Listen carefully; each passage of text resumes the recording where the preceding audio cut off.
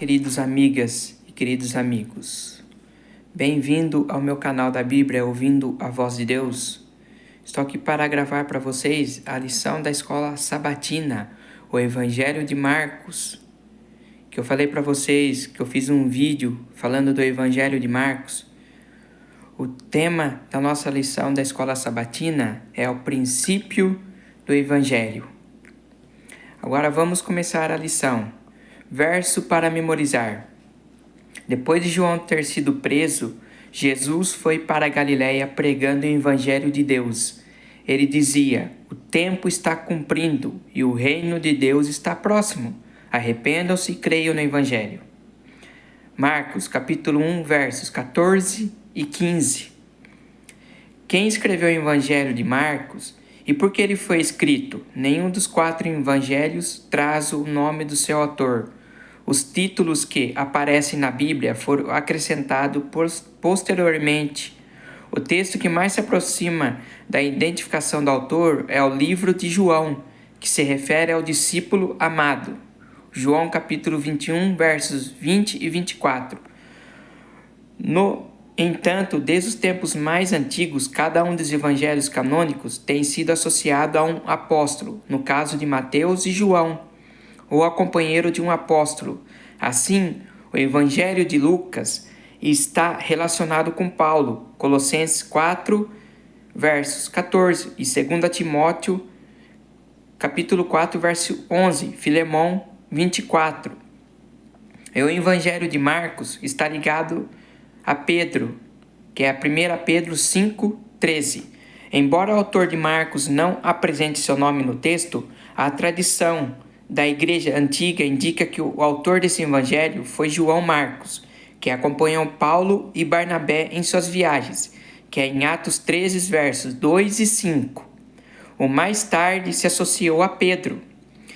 Iniciaremos o estudo desta semana, aprendendo o que as Escrituras relatam acerca de Marcos, incluindo seu fracasso inicial e sua restauração posterior. Em seguida, estudaremos a seção de abertura de Marcos, olhando para frente, para onde a história se dirige e para trás, buscando descobrir por que um missionário fracassado e depois restaurado escreveria esse livro. Agora a lição de domingo. Como Marcos é apresentado no livro de Atos? Como Marcos foi apresentado? É provável que João Marcos, aparentemente o autor do Evangelho de Marcos, fosse jovem quando ocorreram os eventos registrados em Atos 12. Na década de 40 depois de Cristo, ele é apresentado como filho de Maria. Ela era, evidentemente, uma abastada apoiadora da igreja e realizou uma reunião de oração em sua casa, conforme o relato de Atos 12. A história da fuga de Pedro, da prisão e os acontecimentos que se seguem e, depois, a morte de Herodes, estão repletos de contrastes impressionantes entre Pedro e o rei, que chegam a ter certo toque de humor. João Marcos não desempenhou papel algum nessa história, mas sua apresentação nesse ponto do livro prepara o leitor para sua ligação posterior com Barnabé e Saulo. Então, o que diz aqui? Que Marcos ele foi apresentado como filho de Maria, que Maria era uma abastada apoiadora da igreja, que ela fazia reuniões de oração.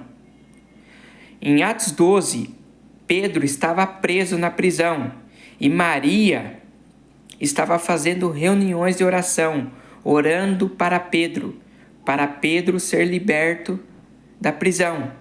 E Pedro também orou na prisão. E numa noite apareceu um anjo. Esse anjo libertou Pedro da prisão. O anjo abriu a cela para Pedro. Depois, Pedro foi acompanhando o anjo dentro da prisão e o anjo abriu a porta para Pedro. Depois que que Pedro saiu da prisão, Pedro foi até a casa de Maria, aonde estava João Marcos. Esse é o relato de Atos 12. Agora vocês vão ver aqui, meus queridos, como João Marcos se uniu a Saulo e Barnabé e qual foi o resultado disso. Atos 13 descreve a primeira viagem missionária de Saulo e Barnabé, que teve início por volta de 46 depois de Cristo. Marcos não é mencionado até o Atos, capítulo 13, verso 5, quando ele é descrito como simplesmente um auxiliar ou servo. Então, como João Marcos se uniu com Barnabé e Saulo? Através de um auxiliar ou servo. Mas João Marcos ajudava Barnabé e Saulo no trabalho missionário. Nenhuma outra referência é feita ao jovem até o Atos 13, verso 13, em que o breve relato faz a observação de que ele voltou para Jerusalém. Nenhuma razão é dada para essa partida e a ausência de qualquer descrição de seus sentimentos ou emoções deixa para a imaginação o que teria motivado sua retirada dos esforços missionários, que sem dúvida era cheio de perigos e desafios. Ellen G. White indica que Marcos, dominado por temor e desânimo, hesitou por um momento em seu propósito de se consagrar de todo o coração à obra do Senhor. Pouco habituado a sacrifícios, ficou desanimado com os riscos e privações do caminho. Atos dos Apóstolos, página 108. Em resumo, as coisas simplesmente ficaram bastante difíceis para Marcos, então ele desistiu da missão. Agora a pergunta que está aqui no rodapé: você se identifica com essa história por já ter desistido de alguma coisa ou mesmo falhado completamente em uma missão, especialmente em alguma questão espiritual ou relacionada com sua caminhada cristã? O que você aprendeu com essa experiência? O que você aprendeu? Nós não podemos desistir. Nós temos que ir em frente. Mas quando você desiste, você pede a Deus para Deus transformar você, para você não desistir. Você não entende a Bíblia? Não desista. Peça sabedoria a Deus, que Deus vai te dar. João Marcos, ele desistiu da primeira viagem missionária, porque ele viu os desafios, ele ficou desanimado, ele abandonou, ele voltou para Jerusalém. Foi isso que aconteceu nesse relato aqui. Ele desistiu por causa dos desafios, dos sacrifícios, dos riscos, das privações. João Marcos desistiu e voltou para Jerusalém. Isso não quer dizer que ele abandonou Deus. Não, ele voltou para Jerusalém para se preparar melhor. João Marcos, ele não se sentiu preparado para encarar isso. Ele foi se preparar, para isso, para ser o missionário de verdade. Ele foi pedir preparação para Deus. Então foi isso que aconteceu aqui em Atos 13. Agora, vamos para a lição de segunda-feira, a segunda chance. Por que Paulo rejeitou João Marcos e por que Barnabé lhe deu uma segunda chance? O motivo da rejeição de Paulo ao jovem é apresentado em Atos 15:38. Marcos tinha se afastado deles, não continuando no ministério. A atitude de Paulo foi compreensível, embora contundente. A vida missionária, especialmente no mundo antigo, era dura e exigente, que está em 2 Coríntios, capítulo 11, versos do 23 ao 28. Paulo dependia de ajuda de seus companheiros para levar o fardo do trabalho e enfrentar os desafios em sua perspectiva.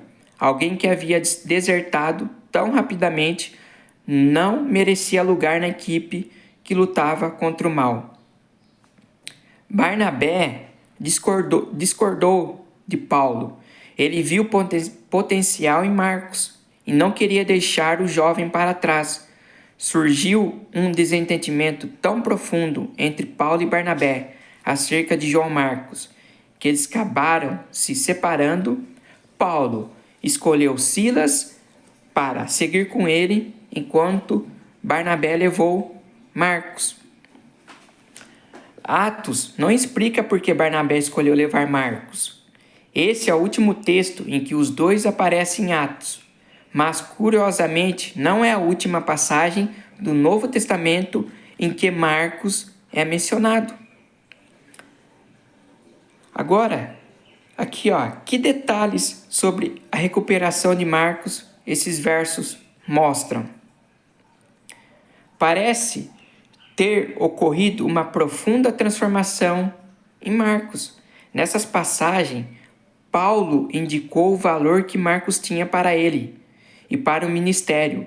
Paulo passou a considerá-lo um de seus colegas de trabalho e desejava que Timóteo o trouxesse com ele.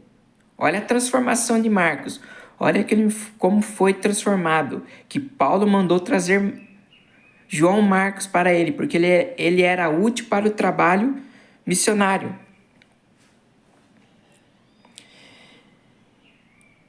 Pedro também teve um relacionamento próximo com Marcos.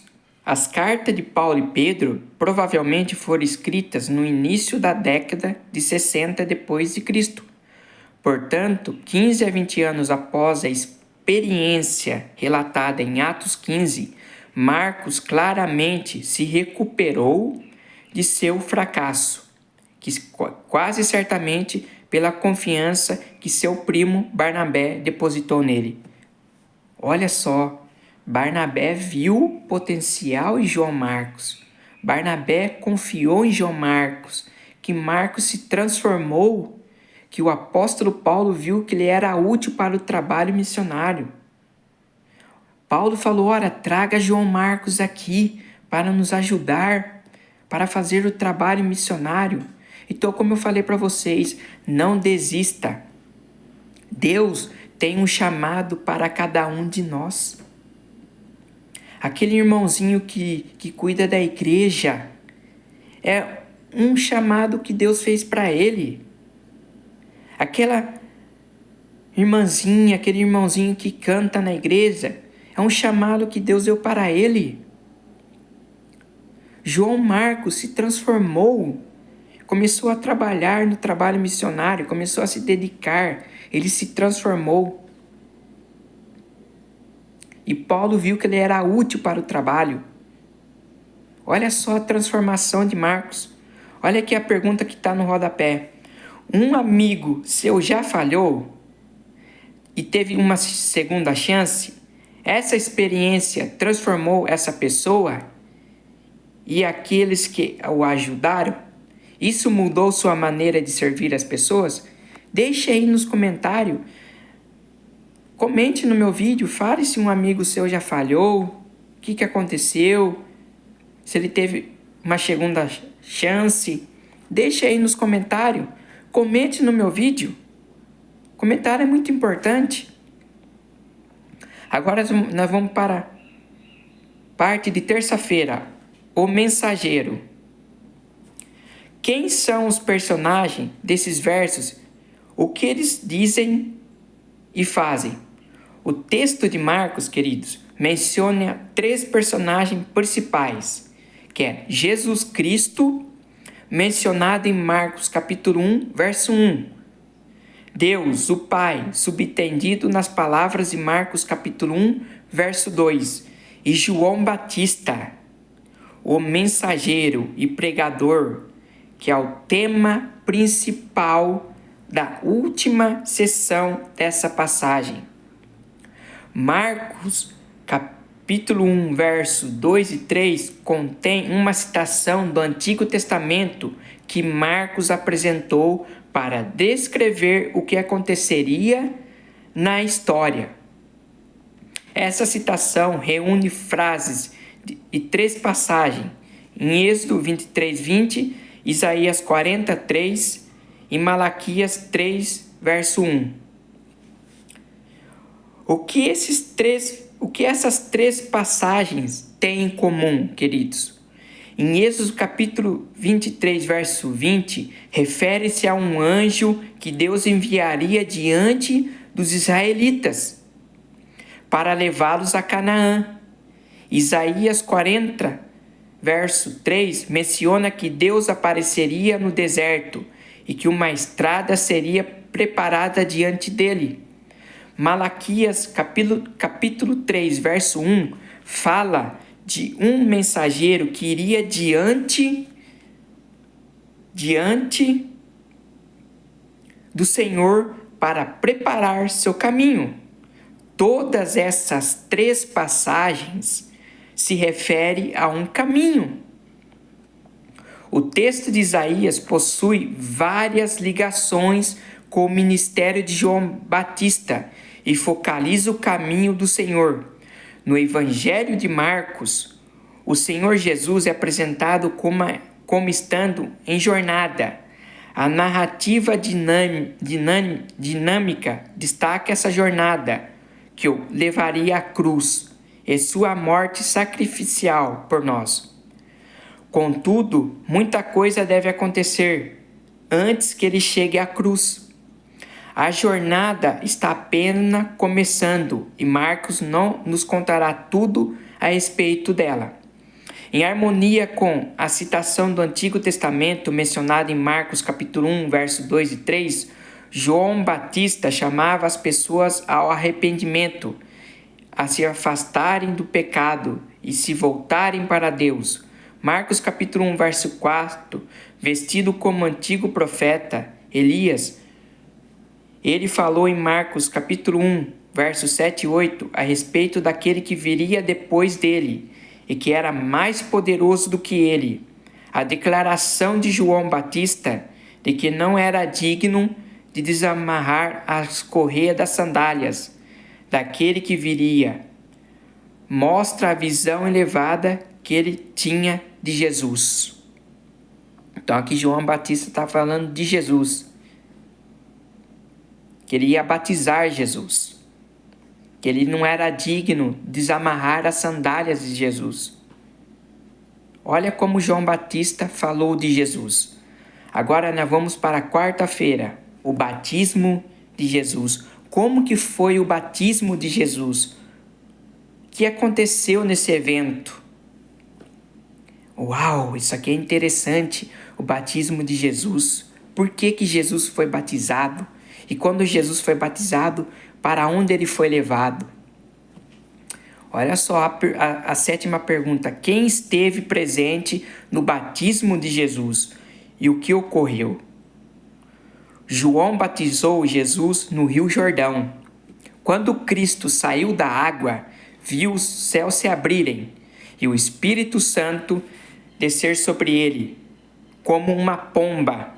Então ouviu a voz de Deus: "Você é meu filho amado, em você me agrado."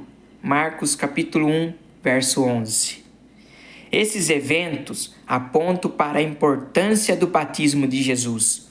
O Pai, o Filho e o Espírito Santo estiveram presentes, confirmando junto o início do ministério de Jesus. A importância desse evento encontrará seu eco na cena da cruz. Em Marcos 15, vários dos mesmos elementos da história se repetirão nessa cena. O Espírito Santo conduziu Jesus ao deserto.